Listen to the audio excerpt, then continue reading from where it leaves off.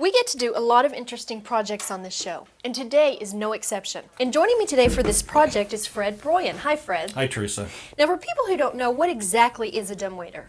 A dumbwaiter is a lifting device that's used for transporting groceries between floors in a home. It might be used for businesses to transport documents, applications such like that. So this is a mini elevator? Yes, it is. Now, if you put this in a home for people to transport their groceries upstairs and things, is this something that the homeowner can do themselves? The advanced do-it-yourself homeowner could do an installation on a dumbwaiter, although many contractors do installations for the customer. Okay, well, let's go ahead and show them what we've already done by getting a hole in the floor. Teresa, in this application, we had to remove a floor joist. We got in a qualified contractor who did the necessary bracing underneath in order that we get our opening. Well, another good reason the homeowner might want to hire a contractor is because if there's any plumbing or electrical wires in the floor, they can fix it right on the spot.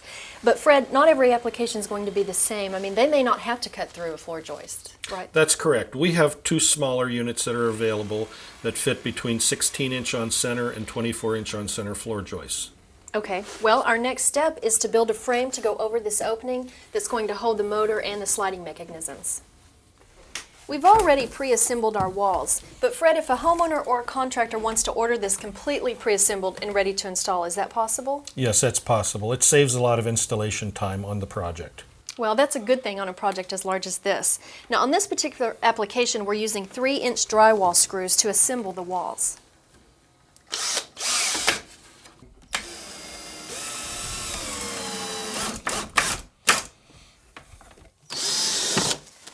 All right, now we have our frame built and we're ready to attach the motor assembly. Now this is going to raise and lower the dumbwaiter between the floors. Teresa, our units come pre-wired and pre-assembled from the factory. So there's no complicated wiring, all we have to do is plug this in. That's correct. Okay, let's lower this down in place. Okay, now we can go downstairs and start on the frame down there. Okay, Teresa, now that we're downstairs, we need to mount the base assembly into position. It's important that we get this plumb in relation to the upper motor assembly to assure smooth operation of the unit. Okay, Fred, let's use the level to make sure that our guide post is plumb, and that looks good there, so we know the base is in the right position. Now this is a good project to do in new construction or even if you're remodeling, which in this case this homeowner is. We're drilling into a concrete slab, so we're going to use a hammer drill and concrete anchors to mount this base. Fred, if you wouldn't mind standing on that so I can start drilling, we'll get started.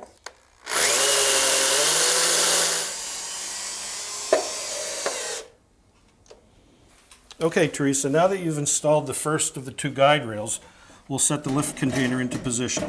Okay, this is our second guide rail, and I'm going to slide this into the bracket back here, which goes right in between the plastic guide post. And I'm going to shoot some screws down here to hold it in place, and then we're also going to go upstairs and do the same thing.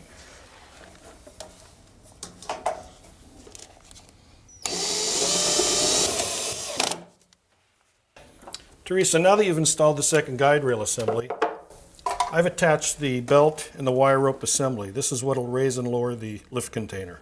Okay, well Fred, the next thing we're going to do is put in the stop system, and this slides over the guide rail. And you can see that when the dumbwaiter comes down, this will stop it at just the right height for us to have easy access in and out. Teresa, what I'm going to do is take the second stop assembly and go in the upstairs and install that. Okay, well while you're doing that, I'll go ahead and put in a couple of screws to attach this.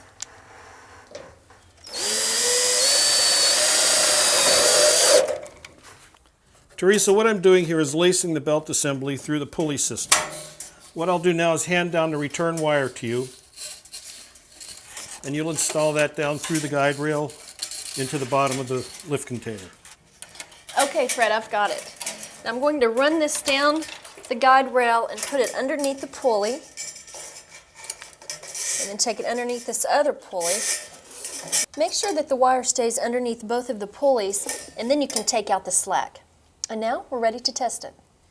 Teresa, I've now completed the can't miss wiring harness, and what I have here is a call button. Would you like to give it a try? I would. Wow, that's coming down really smooth. Fred, this is really nice. Well, now that we know it works, let's go ahead and frame in the walls. Just like we did upstairs, we built a frame around this unit. Next, I'll hang drywall to close this in, and it's going to look great when we're finished. Fred, I like the door. Thanks, Teresa. These are one of the doors that are supplied with our kits. We have two safety features. One safety feature is that the unit will not operate with the door in the open position. And another safety feature, our second one, is that we have a key lock. This is really nice. Fred, thank you so much for your help on this Thanks, project. Teresa.